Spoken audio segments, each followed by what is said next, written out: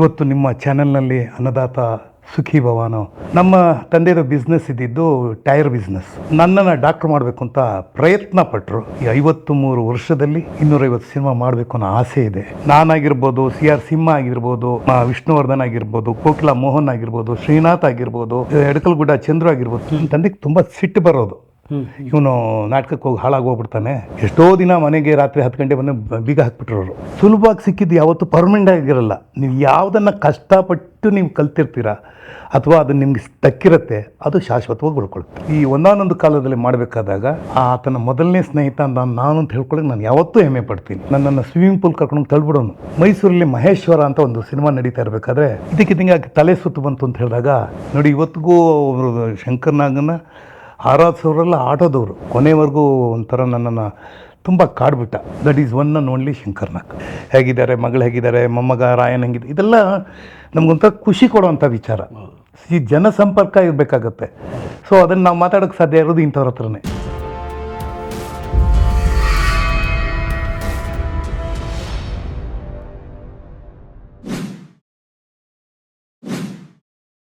Investing in cinemas without cinema knowledge is injurious to you, your family, and the audience too.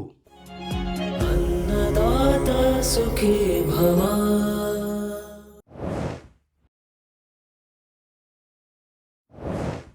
ಅನ್ನದಾತ ಸುಖೀಭವ ಕಾರ್ಯಕ್ರಮದ ಈ ಸಂಚಿಕೆಗೆ ತಮಗೆಲ್ಲರಿಗೂ ಸ್ವಾಗತ, ಸುಸ್ವಾಗತ. ಇವತ್ತಿನ ನಮ್ಮ ಸಂಚಿಕೆಯಲ್ಲಿ ಅತಿಥಿಗಳು ಯಾರು ಅಂದರೆ ಅವ್ರಿಗೆ ಇಂಟ್ರೊಡಕ್ಷನೇ ಬೇಡ. ಇವರು ಸುಮಾರು 250ಕ್ಕೂ ಹೆಚ್ಚು ಸಿನಿಮಾಲ್ಲಿ ನಟನೆ ಮಾಡಿದ್ದಾರೆ ಮತ್ತು ಇವರು ಒಬ್ಬರು ನಿರ್ಮಾಪಕರು, ನಿರ್ದೇಶಕರು ಹಾಗೂ ಇವರು ಕನ್ನಡ ಚಲನಚಿತ್ರ ವಾಣಿಜ್ಯ ಮಂಡಳಿ ಇರ್ಬೋದು, ನಮ್ಮ ಪ್ರೊಡ್ಯೂಸರ್ ಅಸೋಸಿಯೇಷನ್ ಇರ್ಬೋದು, ಇದರಲ್ಲೆಲ್ಲ ಹುದ್ದೆಗಳನ್ನ ಅಲಂಕರಿಸಿ ತುಂಬ ಒಳ್ಳೊಳ್ಳೆ ಕೆಲಸಗಳನ್ನ ಮಾಡಿದ್ದಾರೆ. ಮತ್ತು ಇವರ ಎಕ್ಸ್ಪೀರಿಯನ್ಸ್ 53 ವರ್ಷದ ಕನ್ನಡ ಚಿತ್ರರಂಗದ ಎಕ್ಸ್ಪೀರಿಯನ್ಸ್ ಇದೆ ಇವರಿಗೆ. ಇವರು none other than Sundar Rajan MK ಉರ್ಫ್ ಸುಂದರ್ ರಾಜ್. ಇವ್ರನ್ನ ನಮ್ಮ ಕಾರ್ಯಕ್ರಮಕ್ಕೆ ಸ್ವಾಗತ ಬಯಸೋಣ, ಬನ್ನಿ. ನಮಸ್ಕಾರ ಸರ್, ನಮ್ಮ ಈ ಅನ್ನದಾತ ಸುಖೀಭವ ಕಾರ್ಯಕ್ರಮಕ್ಕೆ ತಮಗೆ ಸ್ವಾಗತ, ಸುಸ್ವಾಗತ. ಧನ್ಯವಾದಗಳು ನಿತ್ಯಾನಂದ ಪ್ರಭು ಅವರೇ. ನಿಮ್ಮ ಈ ಅನ್ನದಾತ ಅನ್ನುವ ಶೀರ್ಷಿಕೆನೇ ತುಂಬ ಚೆನ್ನಾಗಿದೆ. ಬಹುಶಃ ನಾನು ಚೇಂಬರ್ಲಿದ್ದಾಗ ನಿಮ್ಮನ್ನು ನೋಡಿದಾಗೆಲ್ಲ ತುಂಬ ಇಷ್ಟಪಡ್ತಾ ಇದ್ದೆ, ಹಲವಾರು ಕಾರಣಕ್ಕೆ. ಯಾಕಂದರೆ ನಿಮ್ಮ ನೇರ ನುಡಿಗೆ ಮತ್ತು ನಿಮ್ಮ ಸಹಜ ಗುಣಕ್ಕೆ. ಇವತ್ತು ನಿಮ್ಮ ಚಾನೆಲ್ನಲ್ಲಿ ಅನ್ನದಾತ ಸುಖಿ ಭವಾನೋ ಒಂದು ಶೀರ್ಷಿಕೆ ಅಡಿನಲ್ಲಿ ನಾನಿಲ್ಲಿ ಬಂದು ಇಂಟರ್ವ್ಯೂ ಮಾಡ್ತಾ ಇದ್ದೀರಾ. ತುಂಬ ಖುಷಿ ಆಗ್ತಾಯಿದೆ. ಈ ಇಂಟರ್ವ್ಯೂ ಮಾಡೋವಂಥ ಉದ್ದೇಶ ಏನು ಅಂದರೆ, ಎಲ್ಲ ಇಂಟರ್ವ್ಯೂಗಳು ನಡೆಯುತ್ತೆ ಸಹಜವಾಗಿ. ಏನಂದರೆ ನೀವೇನು, ನಿಮ್ಮ ಬ್ಯಾಕ್ಗ್ರೌಂಡ್ ಏನು, ನೀವೇನು ಅನ್ನೋದ್ರ ಬಗ್ಗೆನೇ ಇರುತ್ತೆ. ಬಿಟ್ಟರೆ ಈ ಅನ್ನದಾತ ಸುಖೀಭವ ಕಾರ್ಯಕ್ರಮನ ನಾವು ಮಾಡಿರೋ ಉದ್ದೇಶನೇ ಏನು ಅಂದರೆ, ಹೊಸದಾಗಿ ಚಿತ್ರರಂಗಕ್ಕೆ ಯಾರು ಬರ್ತಾರೆ ಅವರಿಗೆ ನಿಮ್ಮ ಥರ ನಮ್ಮ ಅನುಭವಿ ಜನಗಳು ಯಾರಿದ್ದಾರೆ ಅವ್ರನ್ನ ಕರೆಸಿ ನಿಮ್ಮ ಏನೇನು ಎಕ್ಸ್ಪೀರಿಯನ್ಸ್ ಆಗಿದೆ ಅಂದರೆ, ನಿಮ್ಗಾಗಿರೋ ಬ್ಯಾಡ್ ಎಕ್ಸ್ಪೀರಿಯನ್ಸಸ್ ಅವ್ರಿಗೆ ಪಾಠ ಆಗಲಿ, ನಿಮ್ಗಾಗಿರೋ ಒಳ್ಳೆ ಎಕ್ಸ್ಪೀರಿಯನ್ಸ್ ಅವ್ರಿಗೆ ಇನ್ಸ್ಪಿರೇಷನ್ ಆಗಲಿ, ಅದನ್ನ ತೊಗೊಂಡು ಅವರು ಚಲನಚಿತ್ರ ರಂಗಕ್ಕೆ ಪಾದಾರ್ಪಣೆ ಮಾಡಲಿ, ಸೇಫಾಗಿ ಮಾಡಲಿ. ಯಾಕೆಂದರೆ ಎಡುವಂಥ ಒಂದು ತುಂಬ ಕ್ಷಣಗಳಿರ್ತವೆ, ಅದೆಲ್ಲ ಬೇಡ. ನಿಮ್ಮಂಥವರಿಂದ ಅವ್ರಿಗೆ ಒಂದು ಮಾರ್ಗದರ್ಶನ ನೀಡೋಕ್ಕೋಸ್ಕರ ಈ ಕಾರ್ಯಕ್ರಮ ಮಾಡಿರೋದು ಸರ್. ಸೊ ನನ್ನ ಫಸ್ಟ್ ಪ್ರಶ್ನೆ ಏನು ಅಂದರೆ, ಎಲ್ಲರಿಗೂ ಕೇಳೋದು ನಿಮ್ಮದೊಂದು ಕಿರುಪರಿಚಯ ಕೊಡ್ತೀರಾ ಅಂತ. ನಿಮ್ಮ ಕಿರುಪರಿಚಯದ ಅವಶ್ಯಕತೆನೇ ಇಲ್ಲ, ಯಾಕೆಂದರೆ ನೀವು ಚಿರಪರಿಚಿತರು. ಆದರೂ ಒಂದು ಬೇಸಿಕ್ಕಾಗಿ ಒಂದು ನಿಮ್ಮ ಪರಿಚಯನ ಮಾಡ್ಬೋದು. ನನ್ನ ಹೆಸರು ಸುಂದರ್ ರಾಜನ್. ನಾನು ಹುಟ್ಟಿದ್ದು ಶ್ರೀರಂಗಂ. ನಮ್ಮ ತಂದೆ ಹೆಸರು ಕೃಷ್ಣಸ್ವಾಮಿ, ನಮ್ಮ ತಾಯಿ ಹೆಸರು ವಿಜಯಲಕ್ಷ್ಮಿ. ನಾವು ಒಟ್ಟು 5 ಜನ. ನಮ್ಮ ತಂದೆ ತಾಯಿಗೆ ನಾವು ಒಬ್ಬ ಅಣ್ಣ ನನಗೆ. ಅವನ ಹೆಸರು ದೇವನಾಥನ್ ಅಂತ, ಮನೆಯಲ್ಲೆಲ್ಲ ಮೋಹನ್ ಅಂತ ಕರೀತಾರೆ. ನನ್ನ ಹೆಸರು ಸುಂದರ್ ರಾಜನ್ ಅಂತ ದೇವ್ರ ಹೆಸರು ಇಟ್ಟಿದ್ದು, ಅದನ್ನು ಎಲ್ಲರೂ ಸುಂದರ್ ಅಂತ ಕರೀತಾರೆ. ನನ್ನ ತಂಗಿ ವಾಸಂತಿ, ಇನ್ನೊಬ್ಳು ಗೀತಾ, ಇನ್ನೊಬ್ಳು ಜಯಶ್ರೀ. ನಾವು ಒಂದು ಮಧ್ಯಮ ವರ್ಗದ ಕುಟುಂಬದಿಂದ ಬಂದಿದ್ದು. ನಮ್ಮ ತಂದೆಯ ಬಿಸ್ನೆಸ್ ಇದ್ದಿದ್ದು ಟೈರ್ ಬಿಸ್ನೆಸ್, ಅಂದರೆ ಆಟೋಮೊಬೈಲ್ ಟೈರ್ಸ್ ಇತ್ತು. ಆದ ನಂತರ ನಾವು ಟೂರಿಸ್ಟ್ ಒಂದು ಏಜೆನ್ಸಿ ಇಟ್ಕೊಂಡಿದ್ವಿ, ಮಹಾಲಕ್ಷ್ಮಿ ಟೂರ್ಸ್ ಆ್ಯಂಡ್ ಟ್ರಾವೆಲ್ಸ್ ಅಂತ. ಆಮೇಲೆ ಅದು ಕ್ಲೋಸ್ ಆಗಿ ಮತ್ತೆ ಟೈರ್ ಶಾಪ್ ಇಟ್ಟಿದ್ವಿ. ದಟ್ ವಾಸ್ ಕೆನ್ಸನ್ಸ್ ಅಂತ. That was a last phase of ನಮ್ಮ ತಂದೆಯ ಬಿಸ್ನೆಸ್ ಅದು. ಸೊ ನಮ್ಮ ತಂದೆಗೆ ಚೆನ್ನಾಗಿ ನಮ್ಮನ್ನೆಲ್ಲ ವಿದ್ಯಾಭ್ಯಾಸ ಕೊಟ್ಟು ಒಬ್ಬನ್ನ ಡಾಕ್ಟ್ರ್ ಮಾಡಬೇಕು, ಒಬ್ಬನ್ನ ಇಂಜಿನಿಯರ್ ಮಾಡಬೇಕು ಅಂತ ಆಸೆ ಇತ್ತು. ಅದ್ರ ಪ್ರಕಾರ ನಮ್ಮ ಅಣ್ಣನ ಇಂಜಿನಿಯರ್ ಮಾಡಿದ್ರು, ನನ್ನನ್ನು ಡಾಕ್ಟ್ರ್ ಮಾಡಬೇಕು ಅಂತ ಪ್ರಯತ್ನ ಪಟ್ಟರು. ಆದರೆ ಅದರಲ್ಲಿ ನಾನು ಮುಂದುವರಿಲಿಲ್ಲ. ಯಾಕಂದರೆ ನನ್ನ ಆಸೆಗಳೆಲ್ಲ ಇದ್ದಿದ್ದೆಲ್ಲ ಅಭಿನಯದಲ್ಲಿ. ಸೊ ಡಾಕ್ಟ್ರ್ ಬದಲು ಆ್ಯಕ್ಟ್ರ್ ಆದೆ. ಆದರೆ ನಾನು ಆ್ಯಕ್ಟ್ರ್ ಆದರೂ ಕೂಡ ನಮ್ಮ ತಂದೆಯ ಆಸೆ ಏನಿತ್ತು, ಮನೇಲೆಲ್ಲರೂ ಡಬಲ್ ಗ್ರ್ಯಾಜುಯೇಟ್ ಆಗಬೇಕು ಅನ್ನೋದಿತ್ತು. ಹಾಗಾಗಿ ನನ್ನ ತಂಗಿಯರನ್ನ ಎಲ್ಲರೂ ಡಬಲ್ ಗ್ರ್ಯಾಜುಯೇಟ್ ಮಾಡಿದೆ. ಒಬ್ಬಳು MSc ಬಾಟ್ನಿನಲ್ಲಿ ಡಿಗ್ರಿ ಮಾಡಿದೆ, ಡಬಲ್ ಗ್ರ್ಯಾಜುಯೇಟು. ಇನ್ನೊಂದು ತಂಗಿ ಗೀತಾ MA ಮಾಡಿ ಅವಳು ಕೆಲಸ ಮಾಡ್ತಾಯಿದ್ದಾಳೆ. ಮತ್ತೊಬ್ಬ ತಂಗಿ ಜಯಶ್ರೀನನ್ನ ಅವಳು BSc AG ಮಾಡಿ MSc AG ಮಾಡಿ ಡಾಕ್ಟ್ರೇಟ್ ಮಾಡಿದ್ಳು. ಯಾಕೆಂದರೆ ನಮ್ಮ ಒಂದು ಜೀವನನೇ ಹಾಗೆ. ಯಾಕೆಂದರೆ ಲಕ್ಷ್ಮಿಗೂ ಸರಸ್ವತಿಗೂ ಇರೋ ವ್ಯತ್ಯಾಸ ಅಂದರೆ ಲಕ್ಷ್ಮೀ ತಳಮಳ, ಸರಸ್ವತಿ ಭದ್ರ. ಹಾಗಾಗಿ ವಿದ್ಯೆ ಕಲಿತ್ರೆ ಒಂದಲ್ಲ ಒಂದು ಕೆಲಸ ಮಾಡ್ಬೋದು ಅಂತ ಹೇಳಿ ಇದನ್ನು ಮಾಡಿದ್ರು. ಈಗ ನಮ್ಮ ತಂದೆ 100 ವರ್ಷ ಇರಬೇಕು ಅಂತ ಆಸೆ ಪಟ್ಟು 97 ವಯಸ್ಸಲ್ಲಿ ತೀರ್ಕೊಂಡ್ರು. ಈ ಡೈಡ್ ಇನ್ 2019. ನಮ್ಮ ತಾಯಿ 95 ಇಯರ್ಸ್ ಇದ್ದರು. ಶಿ ಡೈಡ್ ಇನ್ 2018.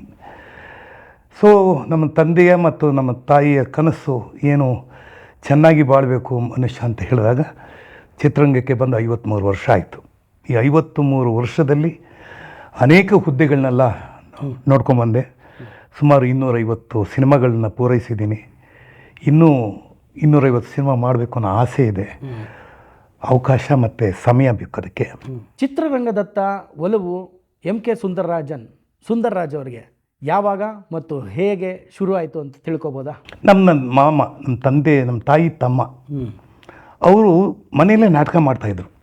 ನಾವು ಊರಲ್ಲಿ ಹೋದರೆ ಅವರು ನಮ್ಮ ತಮಿಳು ರವಿಚಂದ್ರನ್ ಅಂತ ಒಬ್ಬರು ಇದ್ದರು. ನೀವು ನೋಡಿರ್ಬೋದು, ಕಾದಲಿಕ ನೇರಮಿಲ್ಲೈ ಆ ಸಿನಿಮಾಗಳೆಲ್ಲ ಬಂದಾಗ ಅವ್ರ ಥರನೇ ಇರೋರು ನಮ್ಮ ಮಾಮ. ನೋಡೋಕ್ಕೆ ಸ್ವಲ್ಪ ಹೈಟ್ ಕಮ್ಮಿ, ಬಟ್ ಮನೆಯಲ್ಲೆಲ್ಲ ಅವರು ಹ್ಯಾಂಡ್ ರೈಟಿಂಗು ಮತ್ತು ಅಭಿನಯ ಮಾಡೋದು ಅದೆಲ್ಲ ತುಂಬ ಚೆನ್ನಾಗಿರೋದು. ಸೊ ಬಹುಶಃ ನಮ್ಮ ತಾಯಿಗೂ ಸಿನಿಮಾ ಅಂದರೆ ತುಂಬ ಆಸೆ ಇತ್ತು. ನಮ್ಮ ತಾಯಿಗೆ ಅವರು ಬಹುಶಃ ನನಗನ್ಸೋದು ಸಿನಿಮಾಗಳು ನೋಡ್ತಾಯಿದ್ರು, MS ಸುಬ್ಬಲಕ್ಷ್ಮಿದು. ಸೊ ಹಾಗಾಗಿ ಅವರ ಗರ್ಭದಲ್ಲಿದ್ದಾಗಲೇ ನನಗೆ ಅದು ಟ್ರಾನ್ಸ್ಫರ್ ಆಗಿಬಿಟ್ಟಿದೆ. ಸೊ ಬೈ ಬರ್ತಲ್ಲೇ ನನಗೆ ಬಂದಿದೆ ಅಂತ ಅನ್ಕೋತೀನಿ. ಸಂಗೀತ ಮತ್ತು ಅಭಿನಯ ಎರಡನ್ನೂ ಬಂದ್ಬಿಡ್ತು. ಜೊತೆಗೆ ನನ್ನ ಪರಿಸರ, ನಾನಿದ್ದಂಥ ಬಡಾವಣೆ, ಬಸವನಗುಡಿ ಬಡಾವಣೆ, ಅಲ್ಲಿ ರಾಮನವಮಿ ನಡೆಯೋದು, ಆಮೇಲೆ ಸಂಗೀತೋತ್ಸವ ನಡೆಯೋದು, ಆಮೇಲೆ ಈ ಕಡಲೆಕಾಯಿ ಪರಿಷೆ ನಡೆಯೋದು, ಆಮೇಲೆ ಅದು ನಮ್ಮದೆಲ್ಲ ಇದ್ದಿದ್ದ ಬೀದಿನೆಲ್ಲ ಬರೀ ಹಬ್ಬ ಹರಿದಿನಗಳೇ ಜಾಸ್ತಿ ಇತ್ತು. ಏನಾದರೂ ಒಂದು ಇದು ಗೊತ್ತಲ್ಲ, ಏನು ಒಂದು ನೃತ್ಯ ಕಾರ್ಯಕ್ರಮ ಇರೋದು, ಹರಿಕತೆ ಇರೋದು. ಹೀಗಾಗಿ ನಾನು ಓದಿದ್ದ ಶಾಲೆ ಕೂಡ ಹಾಗೆ ಇತ್ತು. ಅದು national middle school, national college ಇರೋದು. ಅದನ್ನು ನಾಟಕದ ಕಾಲೇಜ್ ಅಂತ ಕರೆಯೋರು. ಯಾಕಂದರೆ ಆ ರೀತಿಯಿಂದ ಎಲ್ಲ ಅಲ್ಲಿ ನಾನಾಗಿರ್ಬೋದು, CR ಸಿಂಹ ಆಗಿರ್ಬೋದು, ನಮ್ಮ ವಿಷ್ಣುವರ್ಧನ್ ಆಗಿರ್ಬೋದು, ಕೋಕಿಲಾ ಮೋಹನ್ ಆಗಿರ್ಬೋದು, ಶ್ರೀನಾಥ್ ಆಗಿರ್ಬೋದು, ಎಡಕಲ್ಗುಡ್ಡ ಚಂದ್ರು ಆಗಿರ್ಬೋದು, ಯಾರು ಬೇಕಾದ್ರೆ ಆಗಿರ್ಬೋದು, ಎಲ್ಲರೂ ಬಂದಿದ್ದು ಆ ಒಂದು ಬಡಾವಣೆಯಿಂದ. ಸೊ ಬಹುಶಃ ಇದು ಒಂದು ಪ್ರೇರಣೆ ಆಗಿರ್ಬೋದು ನನಗೆ, ಸಿನಿಮಾ ನಾಟಕಕ್ಕೆ ಬರೋದಕ್ಕೆ ಒಂದು ಪ್ರೇರಣೆ ಆಗಿರ್ಬೋದು. ನೀವೊಂದು ಮಾತು ಕೇಳಿದ್ರಿ, ಕರೆಕ್ಟು. ನಮ್ಮ ತಂದೆ ಬಿಸ್ನೆಸ್ ಮಾಡುವಾಗ, I tell you, it was in 1971-72. ನಾವು ಅಂಗಡಿ ಇಟ್ಟಿದ್ದಾಗ ಪರ್ ಡೇಗೆ ಒಳ್ಳೆ ವ್ಯಾಪಾರ ನಡೆಯೋದು. ಸಂಜೆ ಆದರೆ ನನಗೆ ಆ ದುಡ್ಡಿನ ಮೇಲೆ ಗಮನನೇ ಹೋಗ್ತಿರ್ಲಿಲ್ಲ. ನನಗೆ ನಾಟಕಕ್ಕೆ ಹೋಗಬೇಕು ಅಂತ ಆಸೆ ಆಗೋದು. ನಾನು ಬೇಗ ಓಡೋಗಿ ಮನೇಲಿ ದುಡ್ಡಿಟ್ಬಿಟ್ಟು ಎಲ್ಲ ತಂದೆ ಕೈ ಕೊಟ್ಬಿಟ್ಟು ಬರ್ತೀನಿ ಅಂತ ಹೇಳ್ಬಿಟ್ಟು ನಾಟಕಕ್ಕೆ ಬಂದುಬಿಡ್ತಾಯಿದ್ದೆ. ನನ್ನ ತಂದೆಗೆ ತುಂಬ ಸಿಟ್ಟು ಬರೋದು, ಇವನು ನಾಟಕಕ್ಕೆ ಹೋಗಿ ಹಾಳಾಗೋಗ್ಬಿಡ್ತಾನೆ ಅಂತ ಹೇಳಿ. ಎಷ್ಟೋ ದಿನ ಮನೆಗೆ ರಾತ್ರಿ 10 ಗಂಟೆ ಬಂದು ಬೀಗ ಹಾಕ್ಬಿಟ್ರವರು. ರಾತ್ರಿ ಬೀಗನೇ ತೆಗಿತಾ ಇರಲಿಲ್ಲ. ನಾನು ಹೊರಗಡೆ ಕೂತ್ಕೊಂಡು ಅಲ್ಲೇ ಒಗೆಯೋ ಕಲ್ಲು ಇರ್ತಾ, ಬಟ್ಟೆ ಒಗೆಯೋ ಇದು ಕಲ್ಲು, ಅದ್ರ ಪಕ್ಕದಲ್ಲಿ ತೊಟ್ಟಿ, ಅಲ್ಲಿ ನೀರು ಕುಡಿದ್ಬಿಟ್ಟು ಅಲ್ಲೇ ಮಲ್ಕೋತಾ ಇದ್ದೆ. ನಮ್ಮ ತಾಯಿಗೆ ತಡ್ಕೊಳಕ್ಕಾಗ್ತಾಯಿಲ್ಲ. ಎಲ್ಲೋ ರಾತ್ರಿ 1 ಗಂಟೆ 2 ಗಂಟೆಗೆ ಮುಂದೆ ಬಾಗಿಲು ತೆಗೆದುಬಿಡೋರು. ಮೆತ್ತಗೋಗಿ ನಮ್ಮ ತಾಯಿ ಪಕ್ಕದಲ್ಲೋ ಮಲ್ಕೊಂಡ್ಬಿಡ್ತಾ ಇದ್ದೆ. ಅದು ಹಾಗೆ ಒಂದು ತಾಯಿ ಕರುಳು. ಯಾವುದೇ ಒಂದು ವಿಷಯಕ್ಕೂ ನಮಗೆ ಪಡಬೇಕಾದ್ರೆ ಅದು ಸುಲಭವಾಗಿ ಯಾವುದೂ ಸಿಕ್ಕಲ್ಲ. ಸುಲಭವಾಗಿ ಸಿಕ್ಕಿದ್ದು ಯಾವತ್ತೂ ಪರ್ಮನೆಂಟ್ ಆಗಿರಲ್ಲ. ನೀವು ಯಾವುದನ್ನು ಕಷ್ಟಪಟ್ಟು ನೀವು ಕಲ್ತಿರ್ತೀರ ಅಥವಾ ಅದು ನಿಮ್ಗೆ ತಕ್ಕಿರುತ್ತೆ, ಅದು ಶಾಶ್ವತವಾಗಿ ಉಳ್ಕೊಳ್ಳುತ್ತೆ. ಹೌದು. ಕರುನಾಡ ಆಟೋ ರಾಜ ಶಂಕರಣ್ಣ ಅವರ ಮತ್ತು ನಿಮ್ಮ ಬಾಂಧವ್ಯ ಹೇಗಿತ್ತು ಅಂತ ನಾವು ತಿಳ್ಕೊಬೋದಾ? ತುಂಬಾ ಹೇಳ್ಬೋದು, ತುಂಬ ಕಡೆನೂ ಹೇಳಿದ್ದೀನಿ. ಮುಖ್ಯವಾಗಿ ಹೇಳಬೇಕು ಅಂತಂದರೆ, ನಾನೇನು ಹೇಳಿದ್ರೆ ಕಷ್ಟಪಡಬೇಕು ಅನ್ನೋದು. ಬಹುಶಃ ಶಂಕರ್ನಾಗಿಗೆ ಅವರ ಇದ್ದ ಪರಿಸರ, ಅವರು ಇದ್ದ ಇದರಲ್ಲಿ ಬಾಂಬೆನಲ್ಲಿ ಒಂದು 10 ಅಡಿ 10 ಅಡಿ ಮನೇಲಿ ಇದ್ದಿದ್ದವರು. ನಾನು ಎಲ್ಲ ಕಡೆ ಹೇಳಿದ್ದೀನಿ ಅದನ್ನು. ಅವರು ಬ್ಯಾಂಕಲ್ಲಿ ಉದ್ಯೋಗ ಮಾಡ್ತಾಯಿದ್ರು, ಬೋತ್ ಬ್ರದರ್ಸು. ಆಗ ಅಲ್ಲಿ ಮರಾಠಿ ನಾಟಕ ಮಾಡೋರು ಅವ್ರು ಹೆಚ್ಚಿಗೆ. ಸೊ ಎಲ್ಲೋ ಕಾರ್ನಾಡ್ ಈ ಒಂದಾನೊಂದು ಕಾಲದಲ್ಲಿ ಮಾಡಬೇಕಾದಾಗ ಅದನ್ನು ಮೊದಲು ಅನಂತ್ನಾಗ್ನ ಕಂಡುಬಿಟ್ಟಿದ್ದಾರೆ. ಅನಂತ್ನಾಗು ಗೊತ್ತಲ್ಲ, ಫೈಟಿಂಗ್ ಗೀಟಿಂಗ್ ಎಲ್ಲ ಅಷ್ಟು ಇಷ್ಟಪಡಲ್ಲ. ಅದು ಒಂದಾನೊಂದು ಕಾಲದಲ್ಲಿ ಬೇಸಿಕಲಿ ಇಟ್ ವಾಸ್ ಒಂದು it's about A marshal art, ಅಂದರೆ ಕಲರಿಪಟ್ಟು ಅಂತ ನೀವೇನು ಕರಿತೀರಾ ಅದರದ್ದು. Based on the Japanese cinema ಒಂದು ಬಂದಿತ್ತು, ಅದು 7 ಸಮುರಾಯ್ ಅಂತ ಏನು ಅಕಿರಾ ಕುರೋಸಾವಾ ಮಾಡಿದ cinema. It was inspiration. So ಕನ್ನಡದಲ್ಲಿ ಯಾಕೆ ಈ ಒಂದು ಥರದ್ದು ಸಿನಿಮಾ ಮಾಡಬಾರ್ದು ಅಂತ ಲೆಕ್ಕಾಚಾರ ಹಾಕಿ ಅದಕ್ಕೆ ಸರಿಯಾದ ವಾತಾವರಣ ಅಂದರೆ ಧಾರವಾಡ, ಆ ಉತ್ತರ ಕರ್ನಾಟಕದ ಭಾಷೆ, ಗಂಡು ಭಾಷೆ ಅಂತ ನೀವೇನು ಕರಿತೀರಾ ಆ ಭಾಷೆ, ಮತ್ತು ಅದಕ್ಕೆಲ್ಲ ಇದೆಲ್ಲ ಸರಿಯಾದ ವರ್ಕೌಟ್ ಎಲ್ಲ ಮಾಡಿದ್ವಿ ನಾವು. ಬಹುಶಃ ಶಂಕರ್ ನಾಗ್ ಬಿಟ್ಟರೆ ಯಾರೂ ಕೂಡ ಆ ಪಾತ್ರ ಮಾಡೋಕ್ಕಾಗ್ತಾ ಇರಲಿಲ್ಲ. ಆ ಮಟ್ಟದ ಪಾತ್ರ ಅದು. ಮೊದಲನೇ ಪರಿಚಯ ಆಯಿತು ನನಗೆ ಬೆಂಗಳೂರಲ್ಲಿ, ಅದು 1977. ಎಲ್ಲರೂ ಒಂದು ಶಂಕರ್ ನಾಗ್ ಬಗ್ಗೆ ಹೇಳ್ಕೊತಾರೆ, ಆದರೆ ಆತನ ಮೊದಲನೇ ಸ್ನೇಹಿತ ನಾನು ಅಂತ ಹೇಳ್ಕೊಳ್ಳೋಕೆ ನಾನು ಯಾವತ್ತೂ ಹೆಮ್ಮೆ ಪಡ್ತೀನಿ. ಆ ಬಂದು ನನ್ನನ್ನು ಭೇಟಿಯಾದ ತಕ್ಷಣ ನಾವಿಬ್ಬರು ಫ್ರೆಂಡ್ಸ್ ಆದ್ವಿ. ಲವ್ ಅಟ್ ಫಸ್ಟ್ ಸೈಟ್ ಅಂತ ಹೇಳ್ತಾರೆ ಹೆಣ್ಣುಮಕ್ಕಳು ನೋಡುವಾಗ. ನಮ್ಮದು ಲವ್ ಆ್ಯಂಡ್ ಎಲ್ಲವೂ ಅಟ್ ಫಸ್ಟ್ ಸೈಟ್. ಯಾಕಂದರೆ ನಮ್ಮ ಅಂಥ ಫ್ರೆಂಡ್ಶಿಪ್ ಇತ್ತು. ಕೊನೆವರೆಗೂ ಒಂಥರ ನನ್ನನ್ನು ತುಂಬ ಕಾಡ್ಬಿಟ್ಟ. ಯಾಕಂದರೆ ಪ್ರತಿಯೊಂದರಲ್ಲೂ ಅವನು ತಾನೇ ಮಾಡೋನು. ಅದು ನನ್ನನ್ನು ಸ್ವಿಮ್ಮಿಂಗ್ ಪೂಲ್ ಕರ್ಕೊಂಡು ತಳ್ಬಿಡೋನು. ಈಜು ಬರ್ತಾಯಿಲ್ಲ, ಡೋಂಟ್ ವರಿ ನೀನು ಕಲಿತೀಯ ಬಾ ಅಂತ.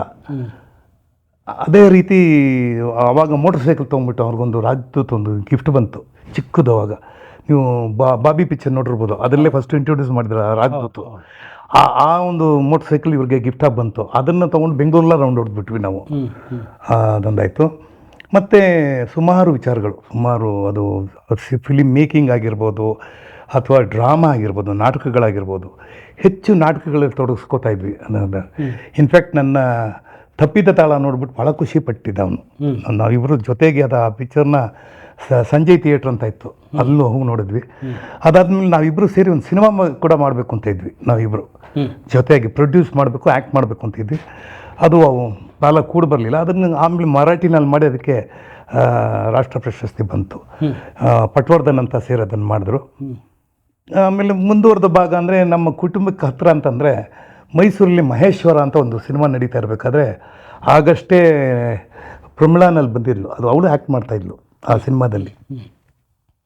ಇದಕ್ಕಿದ್ದಂಗೆ ತಲೆ ಸುತ್ತು ಬಂತು ಅಂತ ಹೇಳಿದಾಗ ನಮ್ಮ ಡಾಕ್ಟ್ರು ಅರವಿಂದ್ ಅಂತ ಇದ್ದರು, ಅವ್ರು ನಾಡಿಗಿರ್ಬಿಟ್ಟು ಇಲ್ಲ ಕ್ಯಾರಿಂಗ್ ಅಂತ ಫಸ್ಟು ಅನೌನ್ಸ್ ಮಾಡಿದಾಗ more than me Shankar Nag was very happy. That was A kind of friendship, brotherly affection ಅಂತ ಹೇಳ್ತಾರಲ್ಲ, ಅದೊಂದಿತ್ತು. ಅದಾಗಿ ಒಂದು 10 ತಿಂಗಳಲ್ಲಿ ಅವನು ಇರಲಿಲ್ಲ. ಅಂದರೆ ಒಂದು ವರ್ಷದಲ್ಲಿ ಅವ್ನು ತೀರ್ಕೊಂಬಿಟ್ಟ. ಅದು ನಾನು ಏನು ಫೇವರೈಟಾಗಿ ನಾಟಕ ಅಂತ ಜೋಕುಮಾರ ಸ್ವಾಮಿ ಮಾಡ್ತಾಯಿದ್ದೆ, ಅದರಲ್ಲಿ ಅವನು ವಸನ್ಯ ಮಾಡಿ ಗಿರೀಶ್ ಕರ್ನಾಡ್ ಗೌಡ ಮಾಡೋದು ಅಂತ ಹೇಳಿ ಬಿಜಾಪುರಕ್ಕೆ ಹೋಗಬೇಕಾದ್ರೆ ಅಂದರೆ ಏನು ನಡೀತೋ ಎಲ್ರಿಗೂ ಗೊತ್ತಿರೋ ವಿಚಾರ. ಬಟ್ ನನ್ನ ಪ್ರಕಾರ, ನನ್ನ ಅನುಭವದಲ್ಲಿ, ನನ್ನ ಸ್ನೇಹದಲ್ಲಿ ಆ ಥರ ಒಬ್ಬ ವ್ಯಕ್ತಿ ಸಿಕ್ಕೋದು ಭಾಳ ವಿರಳ.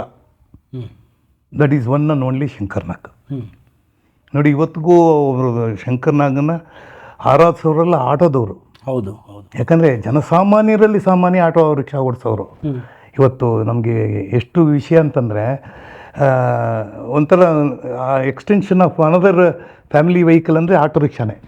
ಹೌದು, ನೀವು ಹೇಳಿದ ಕರೆಕ್ಟು. ಇವತ್ತಿಗೂ ಶಂಕರಣ್ಣ ಅವ್ರನ್ನ ಕೊಂಡಾಡೋರಾಗಿರ್ಬೋದು, ನಮ್ಮ ಕನ್ನಡ ಚಿತ್ರರಂಗವನ್ನು ಕೊಂಡಾಡೋರಾಗಿರ್ಬೋದು, ಅದರಲ್ಲಿ ಮೊದಲನ ಪಟ್ಟ ಯಾರಿಗಾದ್ರೂ ಕೊಡಬೇಕಾದ್ರೆ ಅದು ನಮ್ಮ ಆಟೋದವರು. ಅದೇ ಆಟೋ ರಾಜನ ಇವತ್ತಿಗೂ ಹಂಗೆ ಮೆರೆಸ್ತಾ ಇದ್ದಾರೆ. ಜೊತೆಗೆ ಎಷ್ಟೋ ಜನ ನಾಯಕ ನಟರನ್ನಾಗಿರ್ಬೋದು ಅಥವಾ ಖಳನಟರನ್ನಾಗಿರ್ಬೋದು ಅವ್ರ ಫೋಟೋಗಳನ್ನ ಹಾಕೊಳ್ಳೋದ್ರ ಮೂಲಕ ಮತ್ತು ಕನ್ನಡ ಚಿತ್ರವನ್ನು ಥಿಯೇಟ್ರಿಗೆ ಬಂದು ನೋಡೋದ್ರ ಮೂಲಕ ತುಂಬ ಪ್ರೋತ್ಸಾಹ ಕೊಡ್ತಾರೆ. ಆದರೆ ಒಂದು ವಿಪರ್ಯಾಸ ಏನು ಅಂತಂದರೆ ಇವತ್ತಿನ ದಿನ ಆಟೋಗಳಿಗೆ ಥಿಯೇಟ್ರಲ್ಲಿ ಪಾರ್ಕಿಂಗ್ ವ್ಯವಸ್ಥೆ ಇಲ್ಲ ಸರ್. ನಿಜ. ಅದು ಆಟೋಗಳಿಗೆ ಅಂತಲೇ ಇಲ್ಲ, ನಮ್ಗಳಿಗೆ ಇಲ್ಲ ಅಲ್ಲಿ ಫಸ್ಟು. ಯಾಕೆಂದರೆ ಏರಿಯಾ ಚಿಕ್ಕದಾಗ್ತಾ ಇದೆ. ನಾನು ಇವತ್ತು ರಸ್ತೆಯಲ್ಲಿ ವಾಲ್ಯೂಮ್ ಆಫ್ ವೆಹಿಕಲ್ಸ್ ಅಂತ ನೋಡಿದಾಗ ನೋಡಿ, ಯಾವುದೇ ರಸ್ತೆಗಳನ್ನ ಅಗಲ ಮಾಡೋದಕ್ಕೆ ಅನುಕೂಲ ಇಲ್ಲ. ಇವತ್ತು ಅವಿನಿ ರೋಡಲ್ಲಿ ಯಾರಾದ್ರೂ ಬರೋಕ್ಕಾಗತ್ತಾ? ಆಗಲ್ಲ. ಏನಾದರೂ ಹೊಸದಾಗಿ ಏನಾದರೂ ಬಡಾವಣೆ ಮಾಡಿದ್ರೆ ಆ ಬಡಾವಣೆಯಲ್ಲಿ ಹೆಚ್ಚಿಗೆ ಮನೆಗಿಂತ ರೋಡ್ ಅಗಲವಾಗಿರಬೇಕು. ಯಾಕೆಂದರೆ ಓಡಾಟದ ಅದೇ ಬಸ್ ಓಡಾಡುತ್ತೆ, ಕಾರ್ ಓಡಾಡುತ್ತೆ, ಟೂ ವೀಲರ್ಸು, ಪುಣ್ಯಕ್ಕೆ ಅನಿಮಲ್ ಡ್ರಾನ್ ವೆಹಿಕಲ್ಸ್ ಇಲ್ಲ, ಎತ್ತು ಕುದುರೆ ಆ ಗಾಡಿಗಳಿಲ್ಲ, ಮೊದಲೆಲ್ಲ ಇತ್ತು. ಸೊ ಹೀಗಾಗಿ ಏನಾಗಿದೆ ಅಂದರೆ ನೀವು ಹೇಳ್ದಂಗೆ ಒಂದು ಎಲ್ಲಾದರೂ ಆಟೋ ನಿಲ್ಲಿಸ್ಬೇಕು ಅಂದರೆ ಮೊದಲು ಒಂದು ಆಟೋ ಸ್ಟ್ಯಾಂಡ್ ಅಂತ ಇತ್ತು. ಈಗ ಎಲ್ಲಿ ಆಟೋ ಸ್ಟ್ಯಾಂಡಲ್ಲಿ ಬಂದರೆ ಈ ATM ಬಾಕ್ಸ್ ಇಟ್ಬಿಡ್ತಾರೆ, ಅಂದರೆ ಮನಿ ಡ್ರಾ ಮಾಡೋದಕ್ಕೆ ಇರುತ್ತೆ. ಅದಕ್ಕೋಸ್ಕರ ಇದು ತುಂಬ ಕಷ್ಟ ಇದೆ. ಇದನ್ನು ಹೇಗೆ ಇದು ಗ್ರೇಟರ್ ಬೆಂಗಳೂರು ಅಥಾರಿಟೀಸ್ ಇದ್ರ ಬಗ್ಗೆ ಸ್ವಲ್ಪ ವರ್ಕೌಟ್ ಮಾಡಿ. ಏನಂದರೆ ಥಿಯೇಟ್ರ್ ಒಳಗೆ ಆಟೋದು ಮುಂಚಿಂದು ಹೆಂಗಿತ್ತು ಅಂದರೆ ಸರ್, ಒಂದು ಕಾಲದಲ್ಲಿ ಥಿಯೇಟ್ರ್ ಒಳಗೆ ಆಟೋಗಳು ಬಂದು ನಿಂತರೆ ತುಂಬ ಆಟೋಗಳಿದ್ದಾವೆ ಅಂದರೆ ಸಖತ್ತಾಗಿದೆ ಸಿನಿಮಾ ಅಂತ. ಈಗ ಒಂದು ಆಟೋ ಇರಲ್ಲ. ಸೊ ಆ ಆಟೋ ಪಾರ್ಕಿಂಗ್ ವ್ಯವಸ್ಥೆಯನ್ನು ಥಿಯೇಟ್ರ್ ಅವ್ರು ವಾಪಸ್ ಮರುಕಳಿಸಿ ಕೊಟ್ಟರೆ ತಿರ್ಗಾ ಒಂದು ಸುವರ್ಣ ಕಾಲ ಬರ್ಬೋದೇನೋ. ಯಾಕಂದ್ರೆ ಆಟೋ ಡ್ರೈವರ್ಗಳೇ ಕೊಂಡಾಡೋದು. ಏನಾಗುತ್ತೆ ಅಂದರೆ ಸರ್, ಬೆಳಗ್ಗೆಯಿಂದ ಸಾಯಂಕಾಲ ತನಕ ಆಟೋ ಓಡಿಸ್ತಾ ಇರ್ತಾರೆ, ಮಧ್ಯಾಹ್ನ ಎಲ್ಲೋ ಊಟ ಮಾಡಿದ್ಮೇಲೆ ಒಂದು ಸಿನಿಮಾ ನೋಡೋಣ ಅಂತ ಬರೋರೆ. ಅದರಿಂದ ಇದ್ರ ಕಡೆ ಏನಾದರೂ ಒಂದು ಗಮನ ಹರಿಸ್ಬೋದು ತಾವು ಅನ್ನಂಗಿಲ್ಲ. ಖಂಡಿತ ಇದ್ರ ಬಗ್ಗೆ ನಾವು ಒಂದು ಮನವಿನ ಸರ್ಕಾರಕ್ಕೂ ಮತ್ತು ಬೆಂಗಳೂರು ಕಾರ್ಪೊರೇಷನ್, ಗ್ರೇಟರ್ ಬೆಂಗಳೂರು ಅಥಾರಿಟಿಗೆ ಹೇಳಬೇಕು. ಯಾಕೆಂತಂದರೆ ನಾನು ಇವಾಗ ಹೆಂಗೆ ಮೆಟ್ರೋನಲ್ಲಿ ಡಿಪೆಂಡ್ ಆಗಿದ್ದೀವಿ, ಮೆಟ್ರೋ ಸ್ಟೇಷನ್ ಕೆಳಗಡೆ ಯಾವಾಗಲೂ ಆಟೋನೇ ಕಾಯ್ತಾ ಇರ್ತಾರೆ. ನೀವು ಅಬ್ಸರ್ವ್ ಮಾಡಿ. ನಾವು ಇವತ್ತು ಬೇಗ ಒಂದು ಕಡೆಗೆ ರೀಚ್ ಆಗ್ಬೋದು ಅಂದರೆ ಆಟೋ ಒಂದೇ. ನಿಮ್ಮ ಕಾರಲ್ಲಿ ಹೋದ್ರೂ ಕಷ್ಟ ಆಗಲ್ಲ. ಆ್ಯಂಡ್ ಅವರು ಓಡಿಸ್ಕೊಂಡು ನಿಮ್ಮನ್ನು ತೊಗೊಂಡೋಗಿ ತಪ್ಪಿಸೋ ರೀತಿ ಇದೆಯಲ್ಲ, ಅದು ಯಾರ ಕೈಲೂ ಮಾಡೋಕ್ಕೆ ಸಾಧ್ಯ ಇಲ್ಲ. ನಾನು ಇವತ್ತಿಗೂ ಯಾವುದಾದ್ರೂ ಯಶವಂತಪುರ ರೈಲ್ವೆ ಸ್ಟೇಷನ್ಗೆ ಹೋಗ್ಬೇಕಾದ್ರೆ ಗೆಟ್ ಇನ್ ಟು ಇದು ಮೆಟ್ರೋ, ಅಲ್ಲಿ ಇಳಿತೀನಿ, ಅದು ಹತ್ತೀನಿ. ಅಲ್ಲಿಂದ ಯಶವಂತಪುರದ ಹತ್ತಿದ್ರೆ ತಿರ್ಗಾ ಜಯನಗರಲ್ಲಿ ಇಳಿದ್ರೆ ಅಲ್ಲಿ ಆಟೋ ಹತ್ಕೊಂಡೇ ಮನೆಗೆ ಬರೋದು. ನಾನು ಕಾರು ಕೂಡ ಕರೆಯಲ್ಲ, ನಮ್ಗೆ ಆರಾಮಾಗಿ ಬರ್ತಾರೆ. ಆಮೇಲೆ ಖುಷಿ ಇರುತ್ತೆ, ಸಂಬಂಧ ಮಾತಾಡೋಕ್ಕೊಳಕ್ಕೆ ಒಂಥರ ಚೆನ್ನಾಗಿರುತ್ತೆ. ಅವ್ರು ನಮ್ಮನ್ನು ಕೇಳ್ತಾರೆ, ಏನು ಸರ್ ನಿಮ್ಮ ಪಿಕ್ಚರ್ ಬರ್ತಾಯಿಲ್ಲ, ನಾವೆಲ್ಲ ಆ ಸಿನಿಮಾ ನೋಡ್ತಾಯಿದ್ವಿ, ಈ ಸಿನಿಮಾ ನೋಡ್ತಾಯಿದ್ವಿ, ಹೇಗಿದ್ದಾರೆ ಮಗಳು, ಹೇಗಿದ್ದಾರೆ ಮೊಮ್ಮಗ ರಾಯನ್, ಹೆಂಗಿದೆ, ಇದೆಲ್ಲ ನಮಗೊಂಥರ ಖುಷಿ ಕೊಡುವಂಥ ವಿಚಾರ. ಈ ಜನಸಂಪರ್ಕ ಇರಬೇಕಾಗತ್ತೆ.